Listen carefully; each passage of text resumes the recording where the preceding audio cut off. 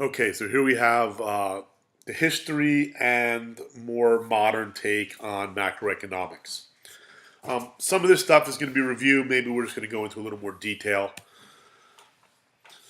So, classical macroeconomics, we know that classical economists believe that the economy is self correcting, government doesn't need to step in. And the reason they say this, if you look at the curve over here, you'll notice that as we increase or decrease aggregate demand, because they believe in a vertical aggregate supply curve, that aggregate demand is not going to have any effect on output or employment. It can only change price levels, right? So again, some of the things that classical economists believe, prices are fully flexible. They're quick to adjust. And we know when prices are flexible, that represents the long run. Aggregate supply curve is vertical at all times, not just in the long run, but also in the short run. And then when we get into monetary policy, classical economists believe that monetary policy is only going to lead to inflation.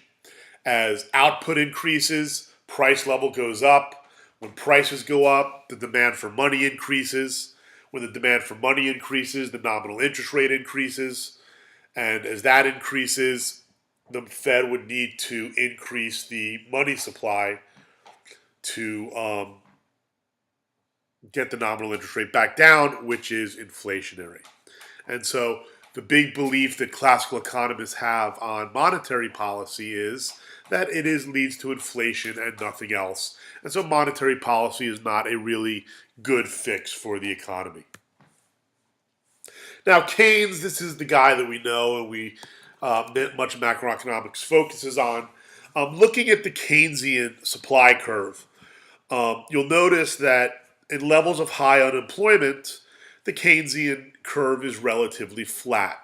And this idea stems from the fact that during a recession, increases in output are not going to have a very big change on the price level.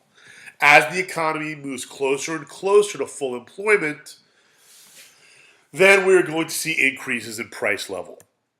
Okay? And so, as they say, short run shifts in aggregate demand, they do affect output and they also affect price level because the supply curve is not vertical, it's upward sloping. And the reason for the shifts in the AD curve, one is business confidence. If businesses feel good, they're going to invest. And the other is what he called animal spirits, sort of the whims of the consumer. If they have confidence, if they have fear, those are the sorts of things that are going to shift aggregate demand. And people are critical because, that's not something that can be factored in, this idea of animal spirits. We don't know how people are necessarily going to act. And so Keynes also believes that it takes both monetary and fiscal policy tools to smooth out the business cycle. We shouldn't just use one or the other, but both can be used. So let's look at the revival of monetary policy. Monetary policy began to gain hold after World War II. Milton Friedman and Anna Schwartz published a book called The Monetary History of the United States, where they detailed their ideas for monetary policy. They showed that business cycles had generally correlated with fluctuations in the money supply.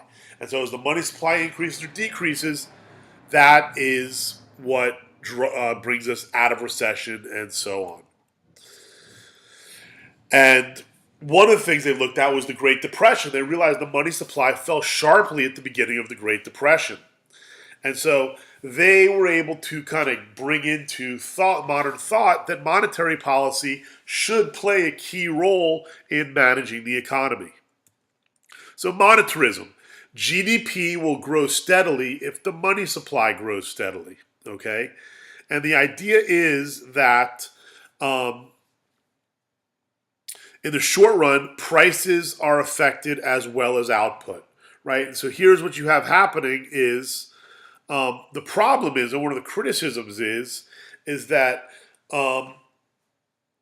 if the money supply doesn't change, if you don't move the money supply, fiscal policy is going to be less effective. So let's look at the graph down here. So here we have an increase in aggregate demand, which raises the price level, right? Output increases down here. What happens when prices get higher to the demand for money? The demand for money increases. What does that do? That raises the nominal interest rate. Well, at higher nominal interest rates, that's going to crowd out some of the effects of that expansionary fiscal policy. So what you would need to do to counteract that higher interest rate is increase the money supply to bring the interest rate down. So a steady money supply is going to hurt the fiscal policy actions. So let's look at the rate of exchange, the quantity theory of money.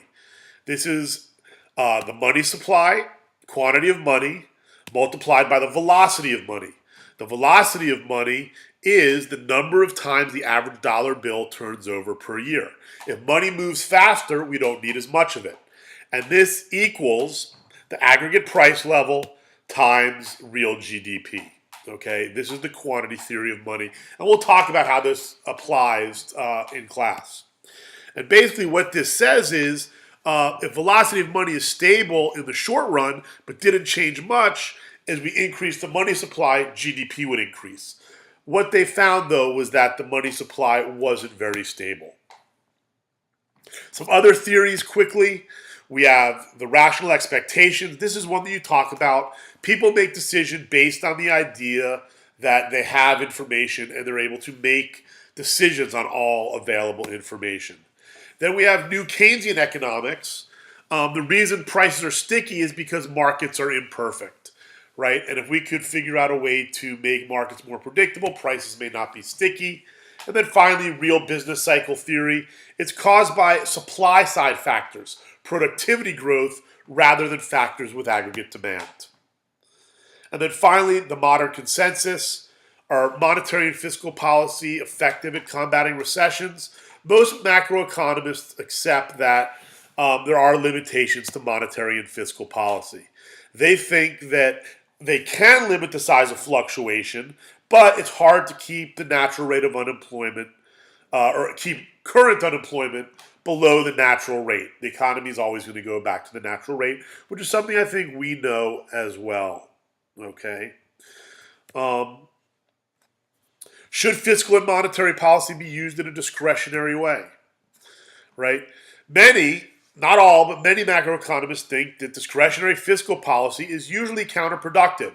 There's lags on identifying the problem, on getting it enacted, and what happens is maybe while the policy is intended to help out, while the economy has already fixed itself or whatever, and those are going to only exacerbate the problem that was initially trying to fix. Okay? And then finally, they do believe today, most macroeconomists believe that monetary policy should take the lead role in stabilization, right? They only think that you should use discretionary policy when monetary policy has been exhausted, right? When the interest rate has already gotten down to zero or is very close to zero, right? If that's the case, there's not much monetary policy can do, so it's time to go to fiscal policy. And that's what most modern macroeconomists believe today. And there you have it.